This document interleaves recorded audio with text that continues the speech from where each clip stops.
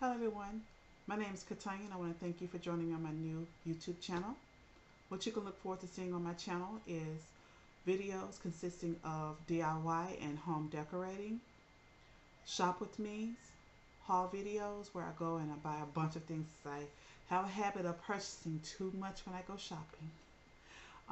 You'll see me going to my favorite stores like Ross, Burlington's, Hobby Lobby's, Michael's, and just picking up a few things so that I can redecorate my home.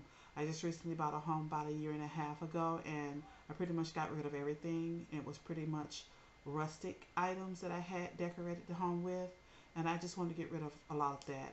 Actually, I did get rid of a lot of it because I wanted to brighten up my home and add my favorite color blue into it. As you can see up behind me here, I created that painting back there. I do a lot of abstract painting, so you will see a lot of that in my videos as well. Also, you will see maybe some cook with me videos and lifestyle videos. I do have three beautiful daughters by the name of Tatiana, Destiny, and Cadence, and their ages are ranging between 10, 8, and 3 years old. So I am a very busy mom. Right now, I am a stay at home mom, but I am going to be working from home soon.